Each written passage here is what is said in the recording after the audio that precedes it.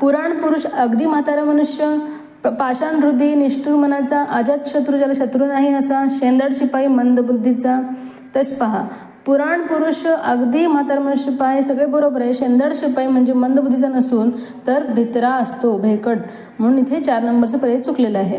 कैकई दुष्ट स्वभाव स्त्री बरोबर आहे. शूर्पणखा सुंदर पण दुष्ट स्त्री. लंकेची पार्वती अत्यंत गरीब स्त्री. ढालगस भावाने उपद्व्यापी स्त्री. तर पहा, ढालगस भावाने उपद्व्यापी स्त्री हे बरोबर आहे. लंकेची पार्वती अत्यंत गरीब स्त्री. शूर्पणखा सुंदर पण दुष्ट स्त्री. तर पहा हे चुकलेलं आहे, म्हणून यालाच तुम्हाला गोल करायचं आहे. खोगीर भरती, निरुपयोगी लोकांचा भरणा बरोबर आहे. एरंडाची गुराळ, कंटाळवाणे बडबड बरोबर आहे.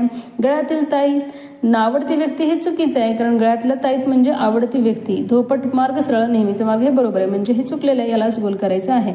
त्यानंतर आता पहा, हे अधोरेखित वाक्यासाठी, शब्दासाठी आपल्याला अलंकार शब्द निवडायचे आहे. राघव दुसऱ्यांच्या तंत्राने चालणारा मुलगा आहे. दुसऱ्यांच्या तंत्राने चालणारा यासाठी कोणतं असतं? वाचाळ, कळसूत्री बाहुले, तिरकम शेठ का गुळाचा गणपती? तर ते हे कळसूत्री बाहुले. ताटाखालचे मांजर आणि कळसूत्री बाहुलीचा अर्थ हा जवळपास सारखाच आहे. त्यानंतर मुलगा सीमेवर शिक्षणासाठी निघाला तेव्हा आईच्या डोळ्यातून अश्रू येऊ लागले. अश्रूसाठी पहा, आळवावरचे पाणी येईल का? नाही.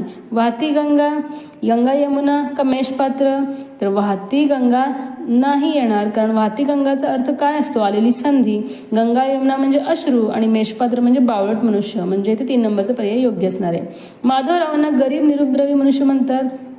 गोगलगाय याचाच अर्थ होतो गरीब निरुपद्रवी मनुष्य, म्हणून 1 नंबरच्या पर्यायाला गोल करायचा आहे.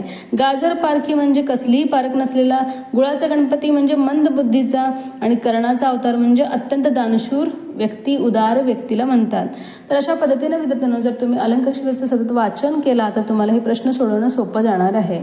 व्हिडिओ आवडल्यास व्हिडिओ लाईक करा, शेअर करा, आणि जर कोणी आपल्या पेजवर नवीन असाल तर फॉलो करायला विसरू नका. धन्यवाद.